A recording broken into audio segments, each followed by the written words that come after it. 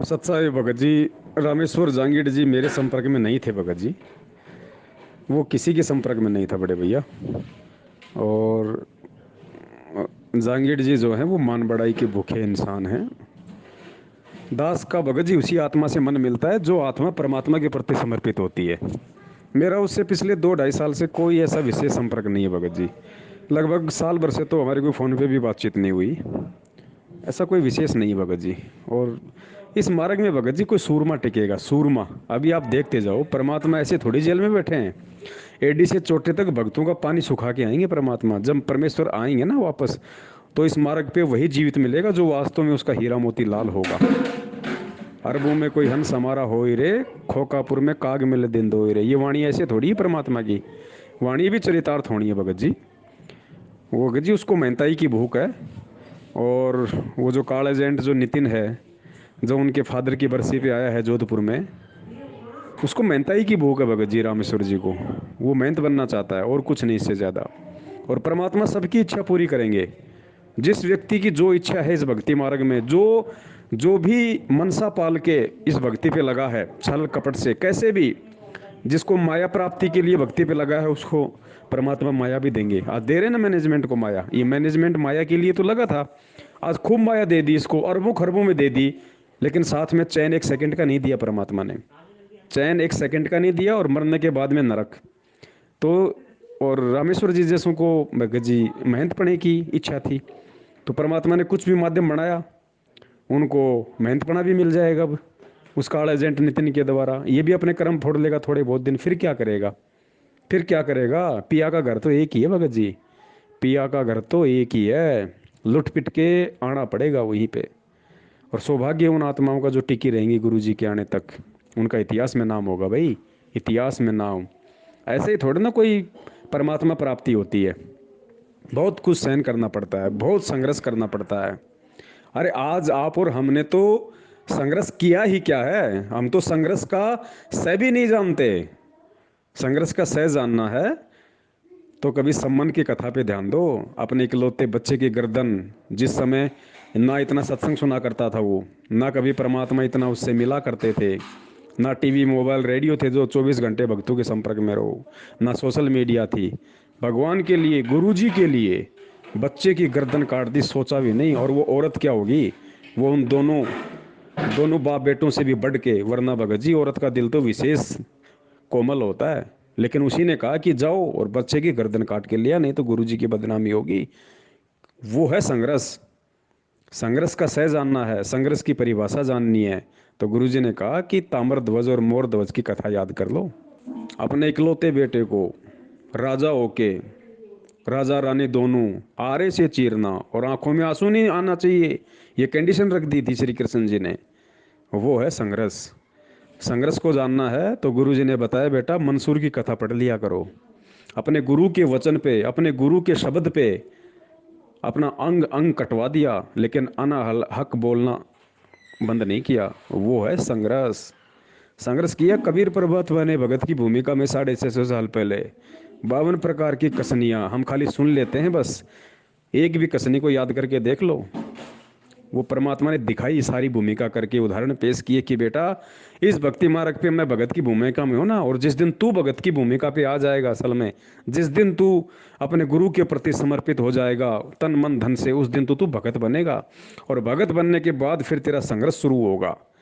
आज लोग सोचते हैं ना, मैं संत रामपाल जी से नाम ले लूँ, मेरे तो पैर का अंगूठा भी नहीं टूटना चाहिए। अरे इस मार्ग में आने के बाद तो विशेष आपत्तियां शुरू होती हैं। अब यही नहीं पता लोगों को। तो भगत जी संघर्ष तो भगत बनने के बाद शुरू होगा। परमात्मा नीचे से ऊपर तक भगत को निचोड़ के देखेगा इस समय कि हाँ मेरा कौन है। ऐसी ऐसी परिस्थितियां पैदा कर देगा कि भी इसका विश्वास उठे इसके गुरु से, इसके परमात्मा से। ऐसा ऐसा माहौल पैदा कर देगा आपके आसपास में, परिवार, रिश्तेदार, समाज में, कि मजबूर किया जाएगा आपको जबरन कि आप ये भक्ति छोड़ो, भक्ति छोड़ो।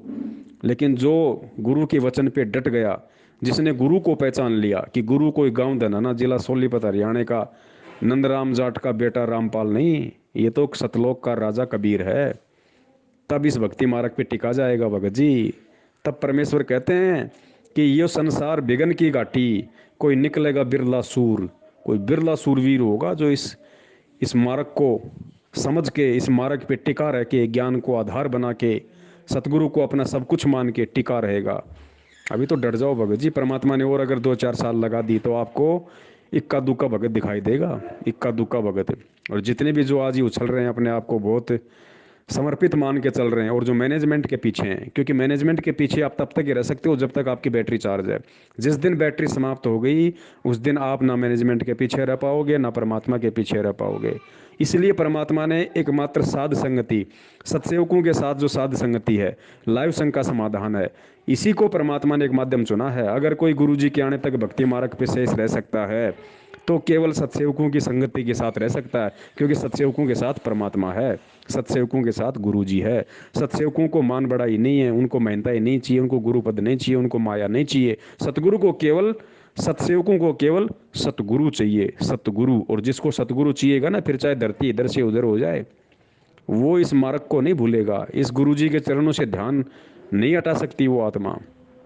तो भगत जी, रामेश्वर जी जैसों को जो चाहिए था परमात्मा ने उनको भी दे दिया। और सत्सेवक पद पे रह के अगर किसी की ऐसी कोई इच्छा होगी तो परमात्मा उसको भी देंगे, लेकिन मोक्ष नहीं देंगे। और मोक्ष नहीं मिला तो फिर अगला जन्म सूअर का, गधे का, गधे का भी नहीं मिला, सूअर का भी नहीं मिला, और मानव जन्म मिलते गए। तो भी गुरु जी ने कहा कि बेटा मानव जीवन तो सबसे बड़ा नरक है, नरक, सबसे बड़ा नरक। माँ के गर्भ में 9 महीने जो हम उल्टे लटके रहते हैं ना, गुरु जी ने बताया 100 वर्ष तक किसी को कोड़ लग जाए, उसकी खाल चू चू करे, उसमें से मवाद निकले, उससे भी भयंकर कष्ट 9 महीने माँ का गर्भ है, वो असली नरक तो वो है। तो वो भी तो भोगना पड़ेगा। ठीक है, 650 साल से आज तक हम मानव जन्म प्राप्त करते आए, कितने 10 जन्म 12 जन्म, लेकिन हम 12 बार नरक में गए ना, नरक भोगना पड़ा ना 9 महीने में। वो नरक, असली नरक वही है, और कोई नरक नहीं है, उसी के अंदर है सब कुछ। वो यातनाएं, घोर कष्ट, सब कुछ उसी के अंदर है आत्मा को। तो नरक तो भोगने पड़ रहे हैं ना परमात्मा से दूर होके भी। तो भगत जी इनकी तो क्या दुर्दशा होगी, इनका तो परमात्मा ही जाने। लेकिन जो सच्चा सूरवीर होगा ना, भगत जी सतलोक है। इसलिए गुरु जी बार बार कहते हैं बरवाड़े का बस स्टैंड नहीं है भाई कि चक्री काट के आ गए, ये कोई खाला का घर नहीं है सतलोक जाना। इसके लिए तो भगत जी तपना पड़ेगा, तपना, तपाएगा परमात्मा। और जो तप गया वो सतगुरु का, गुरु जी की वाणी है, मुझे ध्यान नहीं आ रही, परमात्मा उसमें कहते हैं कि चिमटा आग में गर्म करके और मैं अपने भगत की चमड़ी उधेड़ूंगा। चिमटे को आग में गर्म करके लाल करके फिर मेरे भगत की चमड़ी को पकड़ूंगा उस चिमटे से, और जो चूं तक नहीं करेगा ये सोच के कि मेरा बाप मेरी खाल उधेड़ रहा है, मेरे भले के लिए उधेड़ रहा है, वो भगत इस मार्ग पे टिकेगा। भगत जी वो टिकेगा इस मार्ग पे। इंतजार करो, जिसको जैसा चाहिए परमात्मा उसको वैसा देंगे। भाई हमें तो सतगुरु चाहिए, हमें तो भगवान चाहिए, और वो हमें मिल गया, हमें तो जीवित ही मिल गया, हमें आगे की आस ही नहीं। बस हमें हमारा गुरु मिल गया, हमारा गुरु ही हमारा सतलोक है, हमारा गुरु ही हमारा सब कुछ है। हमारा बाप माँ बहन भाई पैसा संपत्ति घोड़े गाड़ी सब कुछ हमारा गुरु है, सुख दुख सब कुछ। इससे ज़्यादा हमें कुछ नहीं चाहिए। अब उसकी मौज वो हमें कब सतलोक लेके जाएगा कब नहीं लेके जाएगा। हमने तो आज ही उनके चरणों में बैठ के अपना सतलोक प्राप्त कर लिया। सत साहिब जय हो बंदी छोड़ की। और कहते हैं फिर मत सुनना इस मन शैतान की, यो चौकस गाल है घेरी। इस उपदेश के लेने के बाद आपके मन में ना जाने कितने खरपतवार पैदा करेगा ये मन, और इस नाम से दूर करने की भरसक कोशिश होगी। लेकिन कहते इस मन शैतान की फिर मत सुनना, सतगुरु के वचन के ऊपर पूरा दृढ़ विश्वास रखना। तन मन शीस ईस अपने पे, तन मन शीस ईस अपने पे। पहले में चोट चढ़ावे जब कोई राम भक्त गत पावे हो जी, जब कोई राम भक्त गत पावे हो जी। तन मन शीस ईस अपने पे, तन मन शीस ईस अपने पे। पहले में चोट चढ़ावे जब कोई राम भक्त गत पावे हो जी, जब कोई राम भगत गत पावे हो जी। भाई सतगुरु तिलक अजप्पा माला, युक्त जटा रखवावे।